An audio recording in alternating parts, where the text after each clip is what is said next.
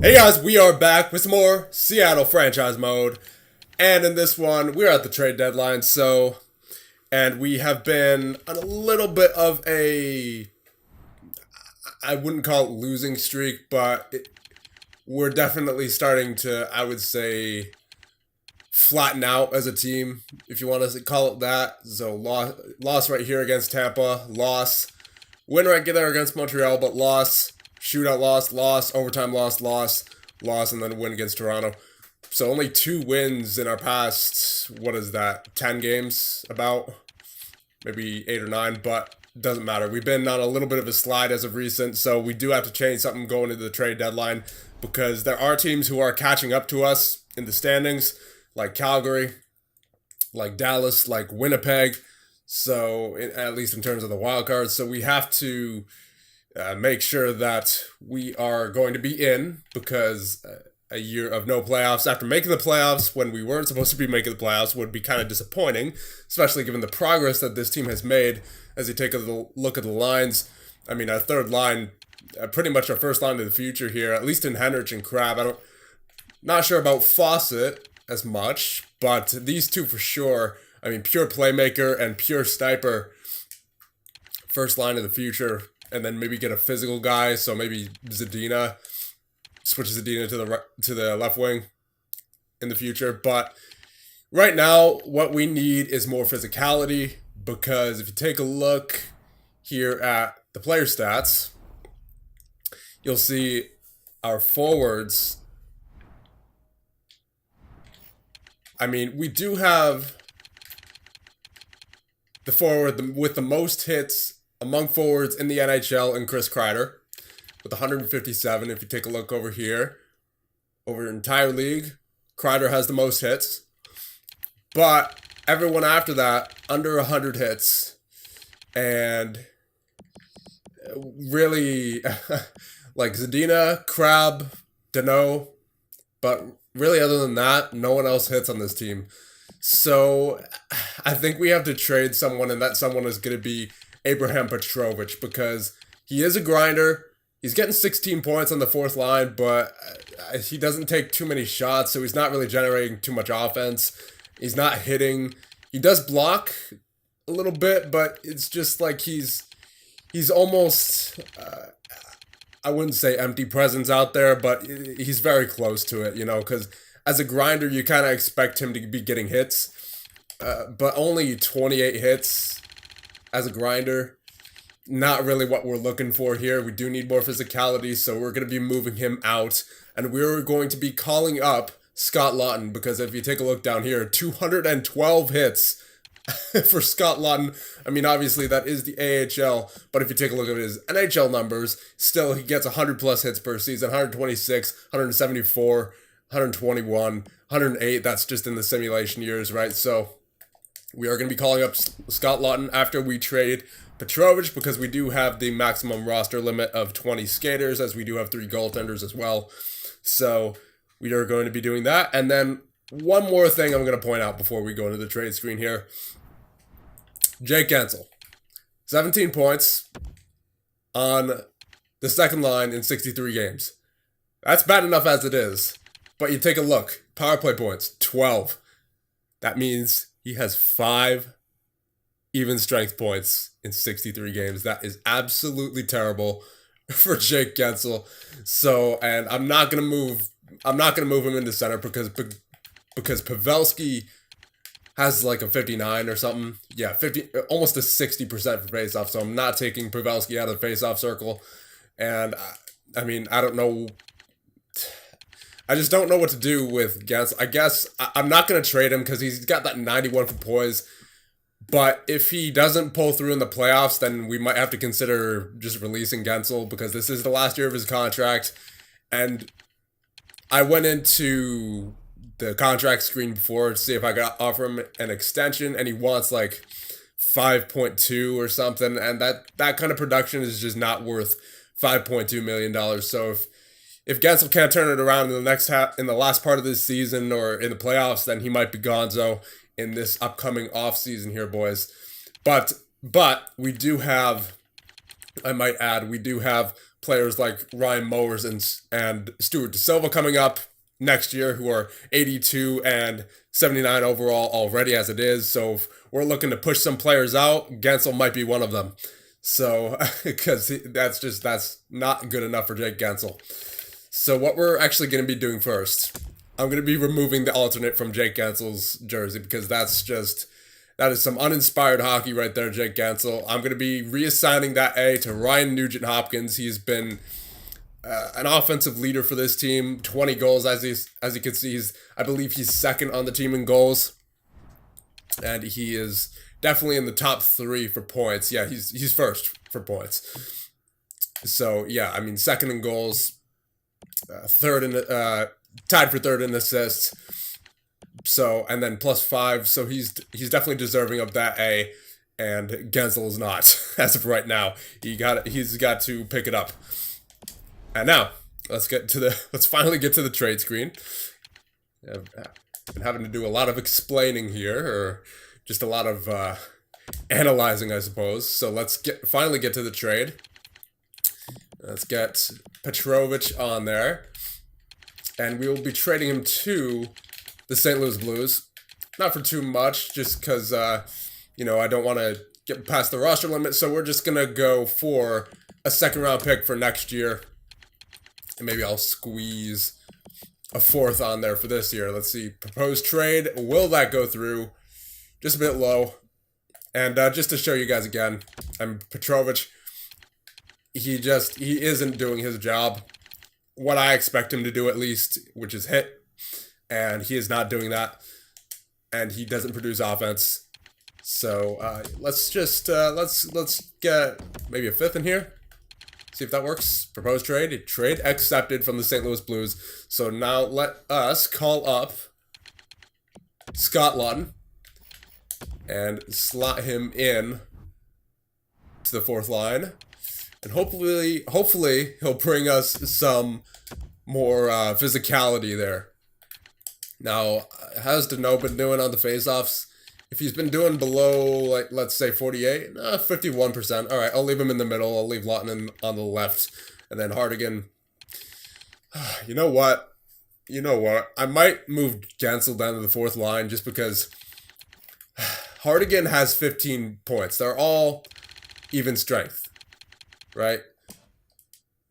So that's 3 times more than Gensel has even strength total. So I'm thinking, just as a wake-up call sort of thing, we move Gensel down to the 4th line with Laughton and Danault. Maybe I'll put him on the right, switch things up a little bit more for him. And then I'll try Hardigan on the 2nd line, only because I don't want to break up this 3rd line. And remember what we do with these rookies who start out their role on the 3rd line, like start out their year on the 3rd line. They have to stay on the 3rd line in order to develop the proper way, from at least in my experience. So we're going to be leaving them there, and we'll be trying out Chuck Hardigan on the 2nd line with Joe Pavelski and Filip Zadina. That's almost the 2nd time I've done that. Say Jake Pavelski. Not quite. I mean, we do have 2 Jakes on this team, Jake Fawcett and Jake Gensel, but not quite. Not quite for Joe Pavelski. So let's hope that those changes do something for us. Now, I guess I'll keep Gensel in the power play because he is one of our leading power play point guys. He's just not great 5-on-5 wise, so I will leave him on the power play with Zadina and Crab. 4-man power play, Nuge, Toffoli, Kreider, Zadina. That looks good. I'm just making sure for Laughton. You know what? We'll leave him on the penalty kill. He could kill some penalties. We'll try him out there. I mean, it's not like we were missing too much with Petrovic on the penalty kill, who only had, 30 hits maximum. So we'll try out Laughton back on the penalty kill. And down here in the AHL, we're going to need to put someone in here. So maybe, we'll get Kapitanov in there. And we will move Setaguchi up. We'll move McMuffin up. We will move Popowich up. And we'll put Moroza in the middle. That looks good. And that looks to be, hold on, 3-on-3. We'll put Mahler there. He gets a lot of points. There you go. All right. That should be good. And let's finally get back to simulating. I know it's already been like 10 minutes or so. So let's get to simulating the rest of the season, and hopefully we can make our way into the year number, what is this, 5 now? Jeez. Year number 5 playoffs. So here we go. Going past the trade deadline. All right, so game against San Jose, 5-4 overtime win, perfect. Game against Minnesota, 2-0 win. That's what I like to see. Come on, boys. All right. Overtime loss. Got a point out of Calgary. Alexei Marchenko. Nope. Don't need you. There you go. 3-2 win. 5-3 loss. All right. You know, a loss here and there is okay. I just don't want it to happen like it happened last month. Amateur scout. We will go. I saw some guys in Germany, so we'll scout Germany. They were in the top 10. There you go. 3-2 win against Vancouver. We're getting a lot of wins against Vancouver recently. And given that they're such a good defensive team, that's very much welcome. So Linus Alland is available. Continue just for right now. There you go. Yeah, we're starting to win. Yeah, we're starting to win a lot more games now with Scott Laughton in the lineup. And all right. Well, now that I say it, of course we go on a 3-game losing streak, but it's followed up by 2 wins. So I really can't complain here. 41, 29, and 7. We should still be in the playoffs. Just barely. I mean, but yes, we are in the playoffs officially. 89 points. So that must have been a really weak, very weak Western Conference this year, it looks like, because the closest in our division behind us is Calgary with 77, and then the closest other wild card in the Central is Winnipeg with 77, so we're fine. We're already in, surprisingly.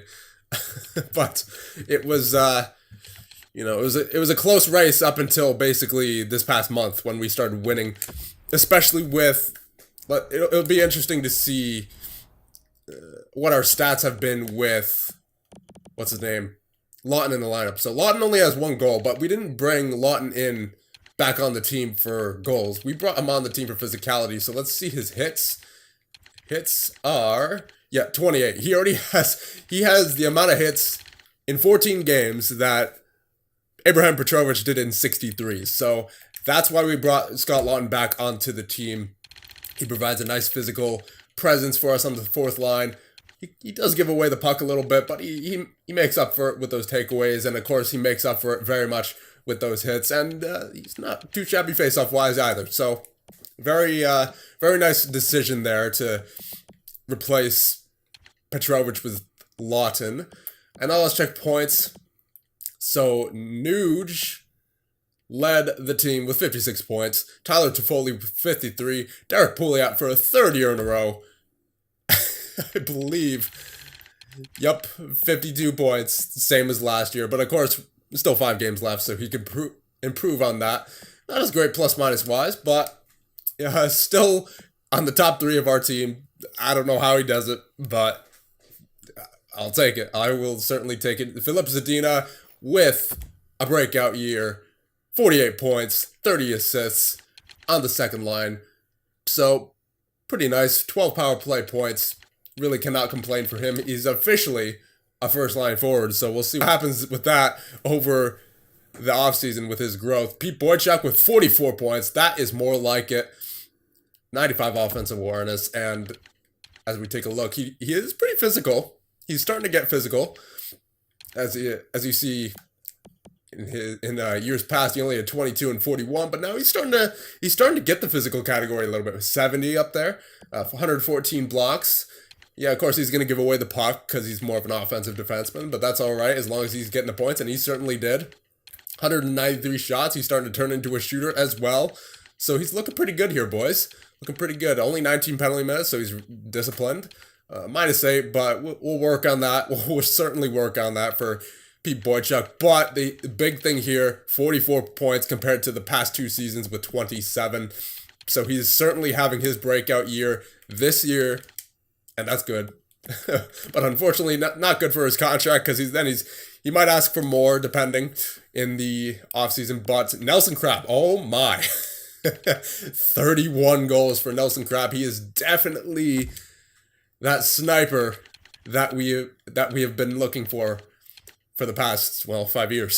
So 211 shots in his rookie year, 31 goals. Unbelievable. This guy's going to be like a 50, potentially 60 goal scorer. And that's only with 13 minutes of ice time per game. He was only on the second power play for like the second half of the year. And for the faceoffs he did take, not too shabby. 121 hits. See what I mean? There's something about that player type that Nelson Crabbe and what's his name, Kurt Kolyakovo have in common, that they just do everything in terms of offense and then in terms of hitting. They take away the puck. You know, they could do this specific breed of player can do it all. I mean, Nelson Crabbe is a bit more of a shooter than Kolyakovo was. Kolyakovo was more of an assist guy. But this specific breed that I've recognized coming out of the draft that have those exact stats, at least when Crabbe was an 81, they simulate very well. Chris Kreider with 41 points. Solid season for him. 209 shots. And let's check his hits. I'm interested to see those. 191. Definitely by far the most physical player I think we've had in a while in any GM mode. I mean, I know Nick Ritchie in San Jose was pretty physical, but Chris Kreider, 191. 60 takeaways to 48 giveaways. So he's getting it done there in the first line with Nuge and Toffoli. Danny Henrich, so 38 points, not too shabby. 6 goals, 32 assists. Definitely that passer that goes hand in hand with Nelson Crabbe. So them two, they have a perfect chemistry. They're going to be, I hope, the first line of the future. And then maybe someone like Zadina or let's say maybe Stuart Da Silva a couple of years down the line. And Timothy Liljegren with 38 points. Very nice. Joe Pavelski with 35 for an 81. That's pretty solid. I mean, he was on the second line to be fair, but still, he's 37 years of age, so you got to give him credit there. 37 years of age with 35 points. Not too shabby. Jake Fawcett slowed down a little bit there towards the end. 27 points in 77 games.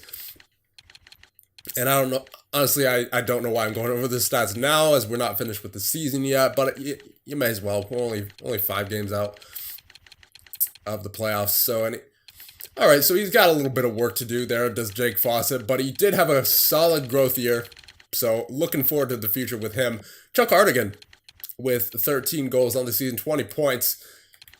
I think, yeah, it's safe to say that Hardigan is a bit better at his job than what Abraham Petrovich was. He's not a hitter, obviously, but when we moved him up to the second line, he filled in very nicely there for Jake Gansel, who, as we see, 20 points total on the year. He only got 3 more points for when we moved it on to the fourth line, minus 17. That's a little rough.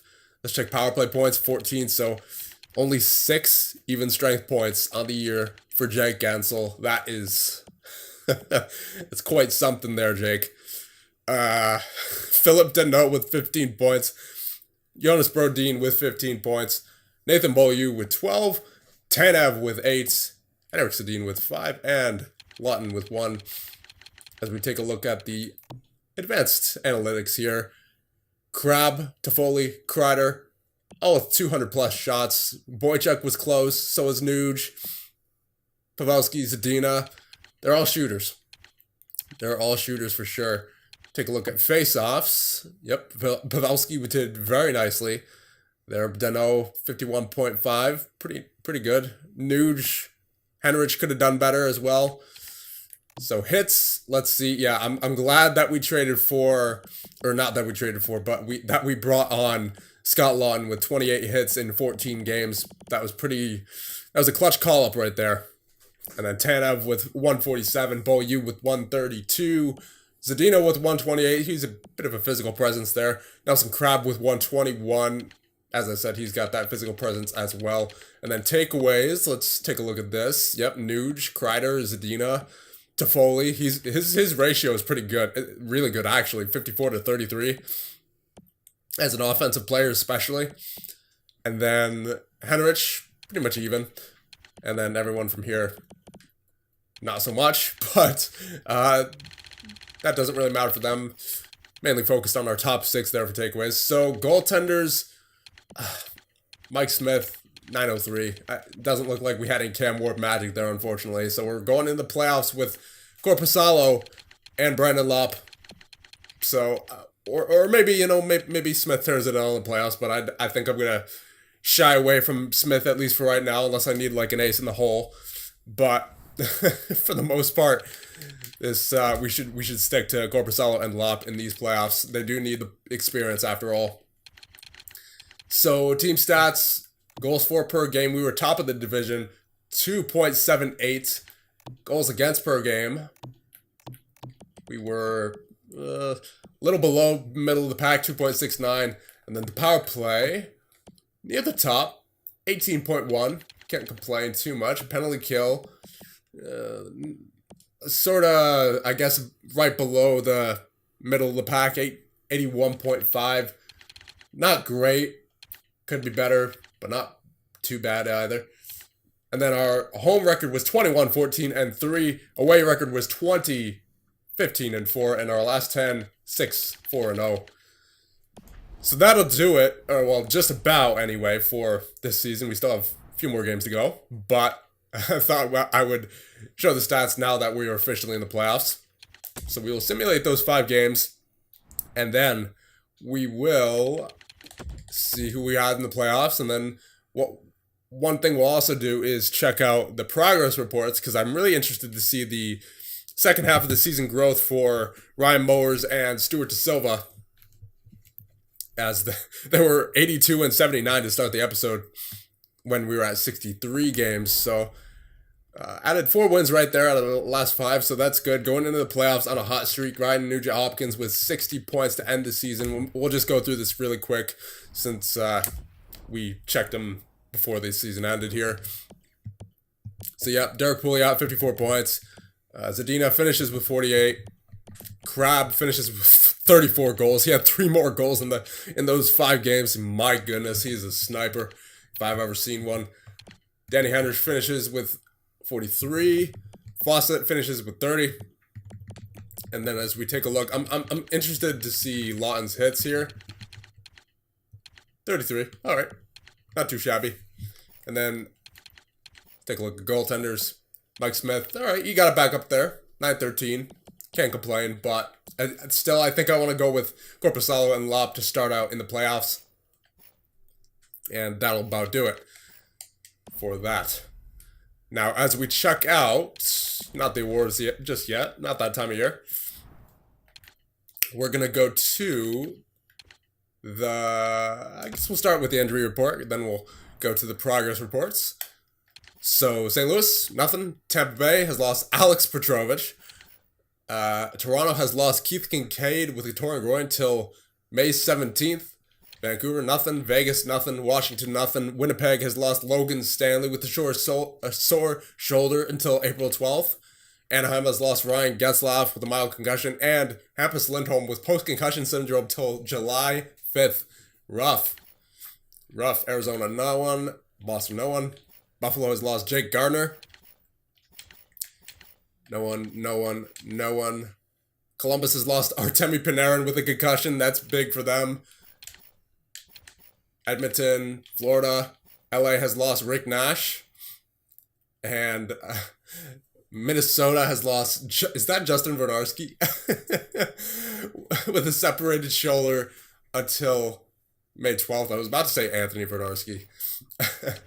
Nashville has lost Ryan Johansson till June 17th with post-concussion syndrome. Rough. A lot of concussions here around the NHL.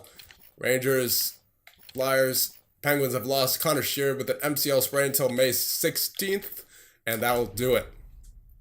All right, let's get to the progress reports. This will be very interesting to see in the final part of the regular season. So Henrich, Zadina. So Zadina should actually be an 87. He just got hit a little rough there with the statistical growth. But hopefully that goes away after this season. Nelson Crabbe, 85. Fawcett, 85. So not much happening after that, but pretty solid for the NHL. Lopp didn't grow at all, so that's a bit worrying, but he's still young, 22, 78 overall. So hopefully he grows a little bit in the offseason. And in the minors, or juniors, I should say, Ryan Mowers, 83 overall. Now for Ryan Mowers, he's this process has been very interesting, and he is on a lot quicker of a track than I expected. I mean, when we drafted him, he was like, what, 66 overall? At most, maybe like a 64. And he is now up to an 83 before he even starts playing in the NHL. So, and then the Stuart Silva, 79. So he's ready at least for the fourth line. We know that much. And, I mean, he's got an offensive awareness up there at 88. So he could technically even be on the third line. So, I mean, good growth right there in juniors and in the minors. So that'll just about do it. But before we end it off, we will first, just so I don't forget, go into the settings to turn off automatic goalie rotations. That's very annoying in the playoffs.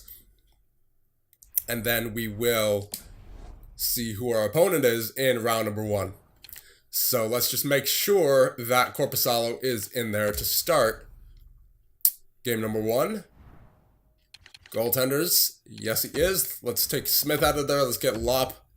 I want him to experience the playoffs as well on the bench. And then, yeah, that'll do it. That will do it. Let's check out who we're going to be facing. Then we'll check out, may as well check out the rest of the NHL as well. Before we do that, just because I kind of have been ignoring that. Not only recently, but just overall. I kind of ignore that. So let's take a look at the NHL here. Steven Stamkos, 96 points. Kucherov, 94. My God, they tear it up. Malkin with 92. Crosby with 92. Palat, 92. Oh my God, that first line for Tampa Bay. Yikes. If we ever have to face them in the Stanley Cup Finals, I'm not looking forward to that. Tyler Seguin, 90.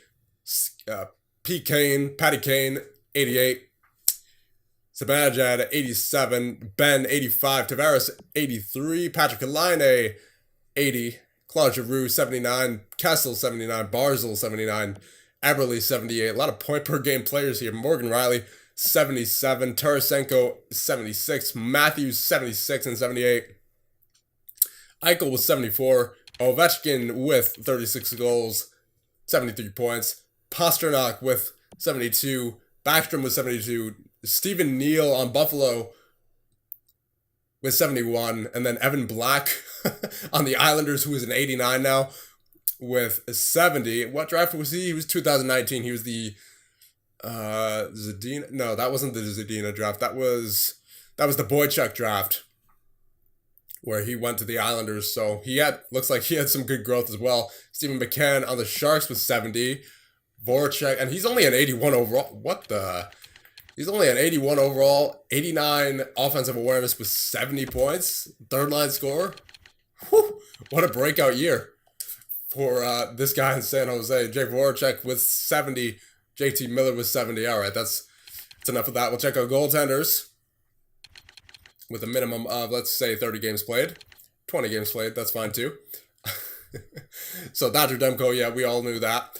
Malcolm Subban on Chicago with a 935. Braden Holtby with a 933. Neuwirth with a 931. Talbot with a 931. Quick with a 928. Let's see, the shutouts leader. That'll be Quick, Talbot, and Vasilevsky with 9 each. And then the wins leader, I believe should be Vasilevsky. Yes, it is, 44. And then goals against average, 189 for Thatcher Demko, 197 for Subban. So some stiff competition there with goaltenders. As we now check out who we're going to be facing in the first round.